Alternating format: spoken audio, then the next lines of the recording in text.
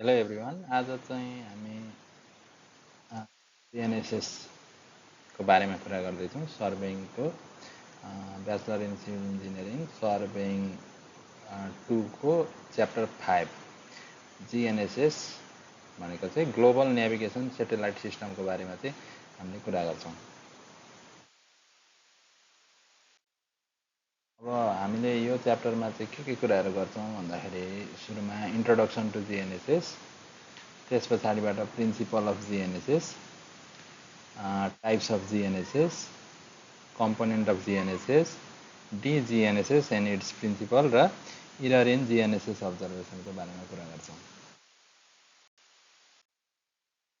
फर्स्टमा छ introduction to जिएनएसएस। अब जिएनएसएस भनेको चाहिँ के हो त भन्ने कुरा हो।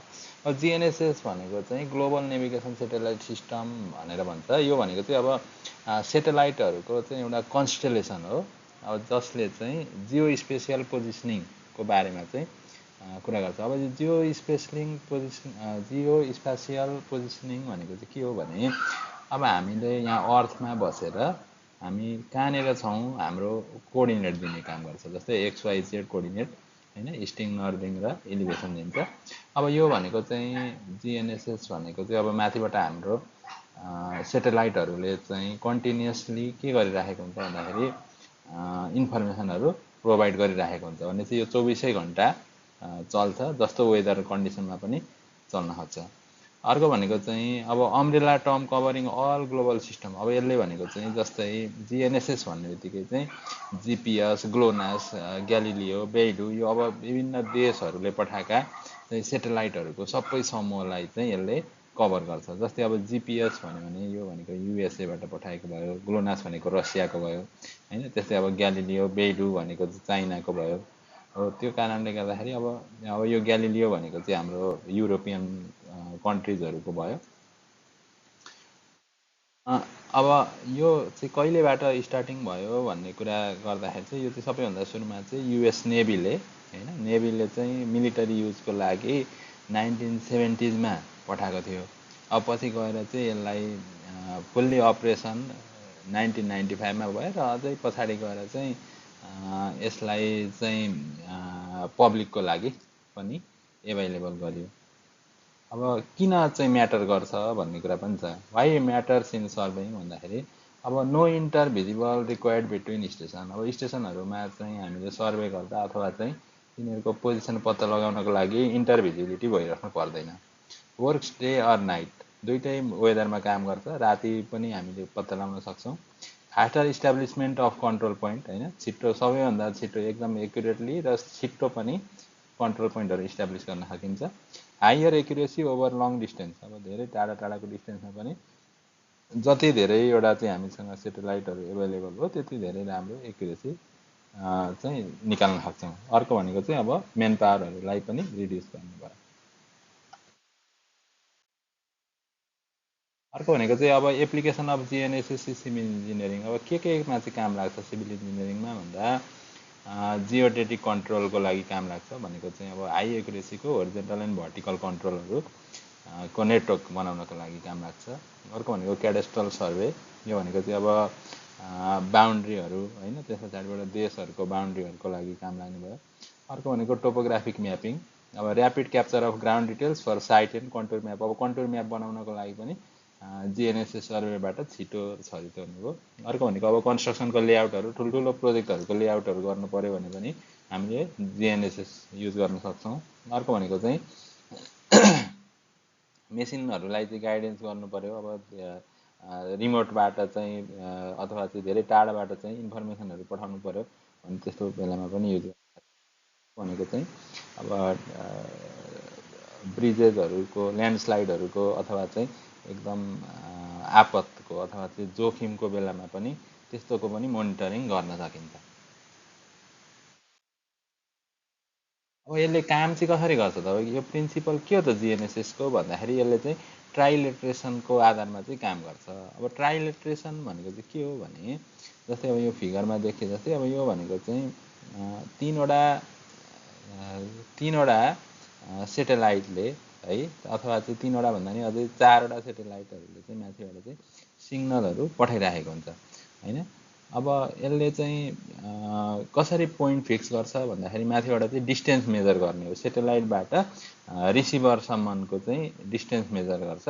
अब यहाँ भनेको पनि छ है, यहाँ each satellite continuously broadcast a signal encoding its precise orbital position and the exact time of transmission. अब यसमा चाहिँ कसरी काम गर्छ भन्दाखेरि सेटेलाइटले चाहिँ के पठाउने हो भन्दाखेरि उसले सिग्नल पठाउँछ। के को सिग्नल पठाउँछ भन्दा एउटा भनेको चाहिँ उसले सिग्नल फालेको टाइम र आफू कुन अर्बिटल पोजिसनमा छु भन्ने कुरा चाहिँ यसले पठाउँछ।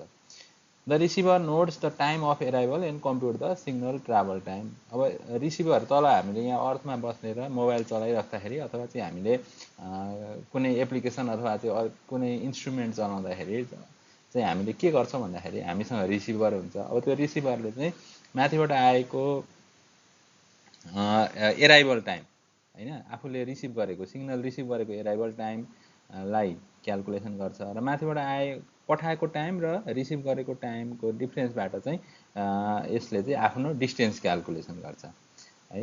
अब रेन्ज भनेको चाहिँ हाम्रो सी इन्टु डेल्टा टी भनेको चाहिँ सी भनेको अब भेलोसिटी अफ लाइट भयो र टाइम भनेको टाइमले मल्टिप्लाई गर्यो भनेदेखि चाहिँ यहाँबाट चाहिँ डिस्टेन्स क्यालकुलेसन हुने भयो। The receiver position lies somewhere on sphere of that range center on the satellite भने पछाडिबाट अब एउटाबाट मात्रै आयो भनेदेखि चाहिँ एउटा स्पियरमा चाहिँ होइन, त्यो स्पियरको वरिपरि जहाँ पनि हुनसक्छ भन्ने कुरा गर्छ। भनेपछि एउटा सेटेलाइटले चाहिँ एउटा के दिने भयो भन्दाखेरि स्पियरको रेन्जभित्र चाहिँ हामी बसेको छौँ अथवा चाहिँ रिसिभ गरिराखेको छ त्यहाँबाट सिग्नल भन्ने कुरा चाहिँ दिन्छ। भनेपछि अब दुईटाले गर्यो भनेदेखि केमा कन्भर्ट हुने भयो, सर्कलमा कन्भर्ट हुने भयो। तिनटाले गर्यो भनेदेखि चाहिँ केमा हुने भयो भन्दाखेरि तिनटाले गर्दाखेरि चाहिँ एउटा पोइन्टमा हुने भयो। तर अब यो तिनवटाले गर्दाखेरि पनि अलिकति इरर आउँछ, त्यो स्युडो रेन्जको कारणले गर्दाखेरि अलिकति इरर आउँछ भन्छ। त्यो इररलाई पनि अझै मिटिगेट गर्न चाहिँ चारवटा, कम्तीमा पनि चारवटा सेटेलाइटहरू चाहिँ युज भइरहेको हुन्छ। त्यही कुरा हो यहाँ pseudo range and the need for 4 satellite. किन चारवटा सेटेलाइटहरू चाहिन्छ भन्दाखेरि अब त्यो क्लक इररको लागि पनि हो।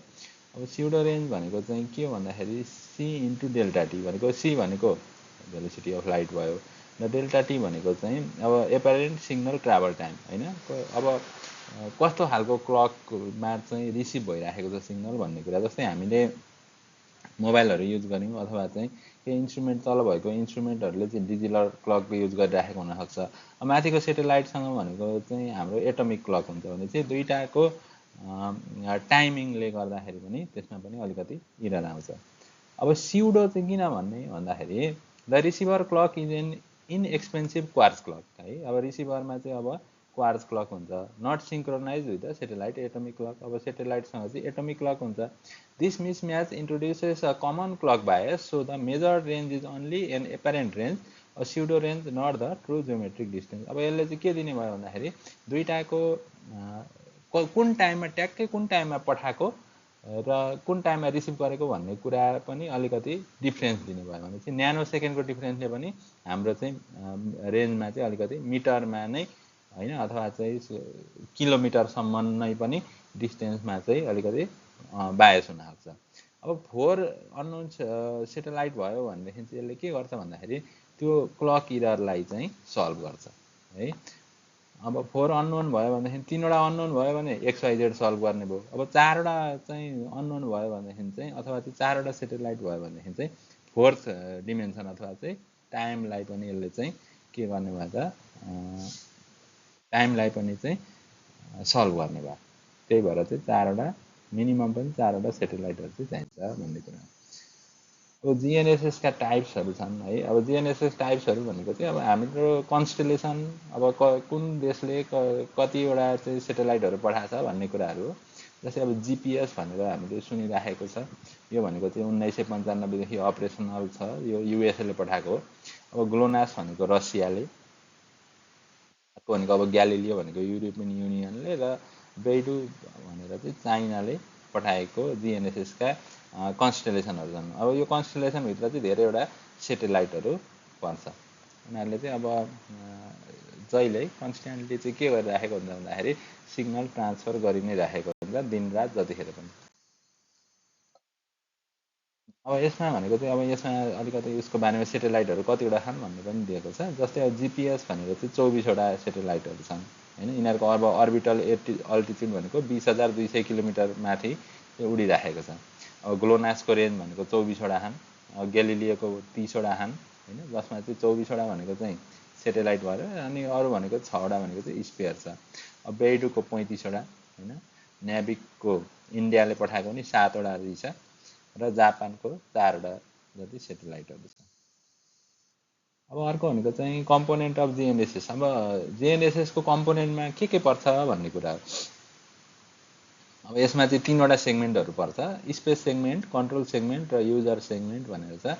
स्पेस सेगमेन्ट भनेको चाहिँ माथि अर्थभन्दा माथि अथवा त्यो सेटेलाइटहरू घुम्ने स्पेस भयो। अब यो स्पेसमा भनेको चाहिँ के हुन्छ भन्दाखेरि सेटेलाइटहरू हुन्छ, अनि सेटेलाइटले के गरिराखेको हुन्छ भन्दाखेरि वेभ्सहरू चाहिँ ट्रान्समिट गरिराखेको हुन्छ। The constellation of GNSS satellite orbiting the earth continuously broadcasting navigation signals and data भने चाहिँ यसले चाहिँ अब कन्टिन्युसली नेभिगेसन सिग्नलहरू ब्रोडकास्ट गरिराखेको हुन्छ, डाटाहरू पठाइराखेको हुन्छ। यी सेटेलाइट ट्रान्समिट क्यारियर वेभ्स। अब 3वटा खालको चाहिँ वेभ्सहरू हुन्छ। अब त्यो चाहिँ रिसिभरले कुन वेभ्सलाई चाहिँ रिसिभ गर्न सक्छ भन्ने कुरा चाहिँ रिसिभरमा भर पर्छ। मोडुलेटेड विथ रेन्जिङ कोड CA र P एन्ड नेभिगेसन मेसेजेसहरू हुन्छ। Satellites are arranged across multiple orbital planes inclined to provide near global coverage। अब यसले चाहिँ यी सेटेलाइटहरू, यी 24वटा सेटेलाइटहरू चाहिँ यसरी राखेको हुन्छ कि यसले चाहिँ पुरै अर्थलाई नै कभर गर्न सक्ने गरेर चाहिँ राखिएको हुन्छ। अब constellation are designed so that at least 4 satellites are visible above the horizon from any point on earth at any time. अब कम्तीमा पनि जुनसुकै पोइन्टबाट पनि 4वटा सेटेलाइटहरू चाहिँ भिजिबल हुने गरेर चाहिँ हाम्रो कन्स्टलेसन डिजाइन गरेको हुन्छ। सेकेन्डमा छ कन्ट्रोल सेगमेन्ट। अब कन्ट्रोल सेगमेन्ट भनेको अब त्यो स्पेस सेगमेन्टबाट आएको डाटाहरूलाई चाहिँ रिसिभ गर्ने सेगमेन्ट भनेको चाहिँ कन्ट्रोल सेगमेन्ट भयो। अब कन्ट्रोल सेगमेन्टमा भनेको चाहिँ मास्टर कन्ट्रोल स्टेसन हुन्छ, 4वटा कुराहरू हुन्छन्। अब यसले के गर्छ, मास्टर कन्ट्रोल स्टेसनले के गर्छ भन्दाखेरि compute precise orbital and clock correction data commands the whole system भनेपछि मास्टर कन्ट्रोल सिस्टमले चाहिँ माथिबाट आएको कुन बेलामा चाहिँ सिग्नल पठाएको र कुन बेलामा चाहिँ रिसिभ भइराखेको भन्ने कुरा डाटाहरूलाई चाहिँ यसले हेर्छ, र कतिको इरर छ माथिबाट पठाउँदाखेरि र रिसिभ गर्दाखेरि चाहिँ कतिको टाइम डिफरेन्समा चाहिँ हामीले रिसिभ गरिराखेको छ टाइम भन्ने कुरा पनि यसले मोनिटर गर्छ। अर्को भनेको चाहिँ मोनिटरिङ स्टेसन भने चाहिँ globally distributed station that continuously track satellite and record signal data भने चाहिँ यसले चाहिँ मोनिटर स्टेसनहरूले चाहिँ सेटेलाइटहरू कहाँ पुगेको छ, कतिखेर कुन पोजिसनमा छ भन्ने कुराहरू लाई चाहिँ रेकर्ड गर्छ। र अर्को भनेको चाहिँ अब ग्राउन्डमा भएका एन्टिनाजहरू, ग्राउन्ड एन्टिनाज भनेर छ। अब यसबाट चाहिँ के हुन्छ भन्दाखेरि upload corrected navigation data and commands to the satellite भनेपछि तल रिसिभ भइराखेको सिग्नल र माथिबाट आइराखेको सिग्नलमा चाहिँ कतिको डिफरेन्स भइराखेको छ भन्ने कुरा पनि यसले कन्स्ट्यान्टली सेटेलाइटलाई फिड गरिराखेको हुन्छ, भने चाहिँ सेटेलाइटलाई करेक्सन पनि गरिराखेको हुन्छ। अर्को भनेको चाहिँ युजर सेगमेन्ट। अब यो युजर सेगमेन्ट भनेको चाहिँ जस्तै इक्विपमेन्टहरूले रिसिभ गर्ने सिग्नलहरू भयो। अब यहाँ भनेको चाहिँ यो युजर सेगमेन्टमा चाहिँ के पर्यो भन्दाखेरि अब surveyor, navigators and engineers to receive satellite signal and compute position velocity and time. जस्तै अब हामीले युज गरिराखेको मोबाइलहरू भनेको चाहिँ अब यो युजर सेगमेन्टमा पर्यो, अथवा चाहिँ डिजिपिएसहरू युज गरिराखेको छ, बेसहरू रोभरहरू युज गरिराखेको छ भने त्यो चाहिँ हाम्रो युजर सेगमेन्टमा पर्यो। अब यसले चाहिँ के गर्छ भन्दाखेरि जिएनएसएस एन्टिना हुन्छ योसँग होइन, डाटा लगेर कन्ट्रोलर हुन्छ। अब प्रोसेसिङ सफ्टवेयरहरूले चाहिँ हामीले चाहिँ के गर्छौँ भन्दाखेरि माथिबाट आएको वेभहरूलाई चाहिँ वेबबाट आएको इन्फर्मेसनलाई चाहिँ ग्यादर गर्छौँ र डिकोड गरेर चाहिँ हाम्रो पोजिसन पत्ता लगाउने काम गर्छौँ। यो भनेको चाहिँ हाम्रो युजर सेगमेन्ट भयो। अब यसको डिजिएनएसएस अथवा चाहिँ डिफरेन्सियल जिएनएसएस भन्छ। अब यो डिफरेन्सियल जिएनएसएसको प्रिन्सिपल छ। अब यो डिफरेन्सियल जिएनएसएसमा चाहिँ 2वटा कुराहरू युज गरिन्छ। एउटा भनेको चाहिँ बेस भन्छ, अनि अर्को भनेको चाहिँ रोभर भन्छ। अब यो बेस डिफरेन्सियल जिएनएसएस भनेको चाहिँ के हो भन्दाखेरि यो चाहिँ टेक्निक हो। It is use to improve the accuracy of stand alone GNSS positioning by using correction data broadcast from fix precisely known reference station. अब माथिबाट आएको डाटामा मात्रै जहिले रिलायबल हुन सकिँदैन भने पछाडिबाट अब यसले चाहिँ के गर्छ भन्दाखेरि हामीसँग नोन भएको डाटाको आधारमा माथिबाट आएको डाटाको आधारमा चाहिँ दुईटालाई यसले करेक्सन गर्ने काम गर्छ। यसरी करेक्सन गर्नको लागि चाहिँ हामीसँग दुईवटा डिभाइसहरू चाहिन्छ। एउटा डिभाइसलाई हामी बेस भन्छौँ र अर्को डिभाइसलाई चाहिँ हामी रोभर भन्छौँ। यो बेस र रोभर भनेको बेग्ला बेग्लै छुट्टा छुट्टै इक्विपमेन्टहरू चाहिँ होइन, यो दुईटालाई चाहिँ इन्टरचेन्जेबली युज गर्न पनि सकिन्छ। जस्तै यो भनेको दुईटै एउटै इक्विपमेन्ट हुन्, तर बेस भनेको चाहिँ नोन पोइन्टमा राखिन्छ र रोभर भनेको चाहिँ अब अननोन पोइन्टमा राखिन्छ र रोभरको चाहिँ कोअर्डिनेट क्यालकुलेसन गरिन्छ र बेसले चाहिँ के गर्छ, त्यसलाई करेक्सन गर्छ। अब यसको प्रिन्सिपल भनेको चाहिँ अब बेस भनेको चाहिँ reference station is set up over a point of precisely known coordinate. अब प्रिसाइजली नोन कोअर्डिनेट भएको माथि चाहिँ हामीले बेसलाई लगेर राख्छौँ।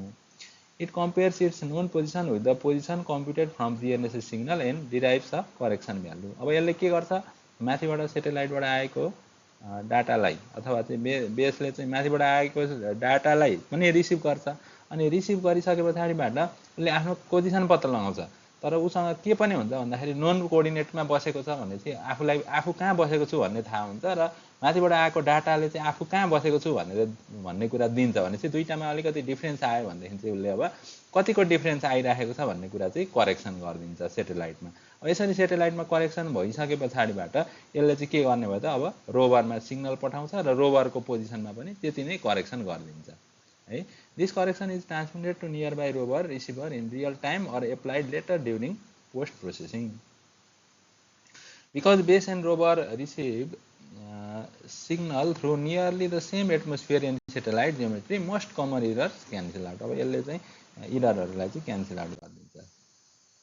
अब यसमा भनेको चाहिँ अब डिजिएनएसएसका टेक्निक्सहरू के छन् भन्दाखेरि रियल टाइम डिजिएनएसएस हुन्छ। अब यसमा भनेको चाहिँ code base correction, broadcast live या रेडियो लिङ्कले चाहिँ करेक्सन गर्ने भयो रियल टाइम डिजिएनएसएस। अर्को भनेको चाहिँ रियल टाइम काइनेमेटिक भनेर भन्छ। अब यो भनेको चाहिँ career phase based correction applied instantly in the field. अब यसले चाहिँ इन्स्ट्यान्टली होइन रोभरमा चाहिँ करेक्सन पठाइरहेको छ र यसले चाहिँ करेक्सन दिइरहेको छ र फिड गरिरहेको छ र उसले आफ्नो पोजिसन चेन्ज गरिरहेको छ। अर्को भनेको चाहिँ पोस्ट प्रोसेसिङ काइनेमेटिक। अब यो भनेको चाहिँ फिल्ड वर्क गरिसक्ने र अफिसमा ल्याएर चाहिँ पोस्ट प्रोसेस गरेर चाहिँ करेक्सन गर्नेलाई चाहिँ पिपिके अथवा चाहिँ पोस्ट प्रोसेस काइनेमेटिक भनिन्छ। अर्को भनेको चाहिँ नेटवर्क आरटिके। अब यसले भनेको चाहिँ पर्मानेन्ट रिफरेन्स स्टेसन युज गर्छ। सिङ्गल बेस पोइन्ट भन्दाखेरि पनि पर्मानेन्ट रिफरेन्स स्टेसनहरूलाई चाहिँ बेस मानेर चाहिँ नेटवर्कहरूलाई अथवा चाहिँ रोभरलाई चाहिँ करेक्सन गर्छ।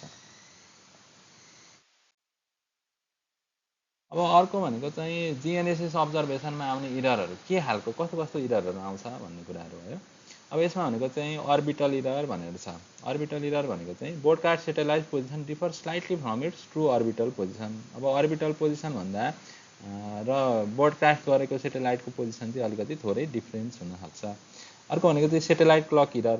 अब यो भनेको चाहिँ सेटेलाइटको एटमिक क्लकमा पनि ड्रिफ्ट आउँछ होइन, अथवा चाहिँ यो घुमिराखेको हुन्छ, त्यसले गर्दाखेरि हाई प्रिसिजन भए पनि यसमा अलिकति इरर आउँछ, सेटेलाइट क्लक इरर भन्छ यसलाई। अर्को भनेको आयोनोस्फेरिक डिले। यसमा भनेको चाहिँ अब आयोनोस्फियरमा भएका चार्ज पार्टिकलहरूले माथिबाट आएको वेभसँग अथवा चाहिँ सिग्नलसँग इन्टरेक्ट गर्छ र यसले चाहिँ अलिकति डिले गराइदिन्छ भन्ने कुरा।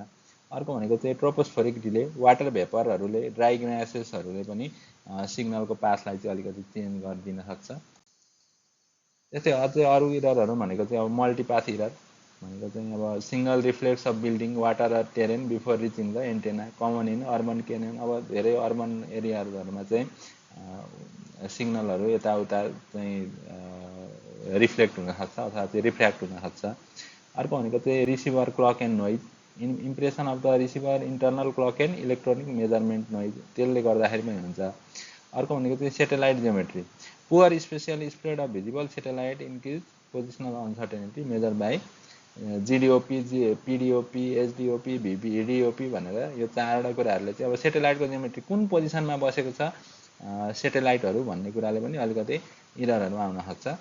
भनेको चाहिँ जतिसक्दो चाहिँ अब ट्रेङ्गुलर फर्ममा होइन, अथवा चाहिँ अलि जतिसक्दो चाहिँ टाढा टाढा बसेर चाहिँ अथवा चाहिँ भनौँ न सबै चाहिँ कस्तो भने इक्विलेटरल ट्रेङ्गल बनायो र बसेको चाहिँ सेटेलाइट्सहरू छ भने त्यस्तो बेला चाहिँ पोजिसनिङ राम्रो हुन्छ। अर्को भनेको चाहिँ अब सिग्नलको अब्स्ट्रक्सनहरू भयो, रुखहरूले छेक्ने, बिल्डिङहरूले, टेरेनहरूले गर्दाखेरि चाहिँ त्यसले सेटेलाइटको भिजिबिलिटी पनि अहिले कहिलेकाहीँ रोकिन सक्छ, अथवा चाहिँ माथि चाहिँ क्लाउडहरूले, बादलहरूले पनि छेक्न सक्छ।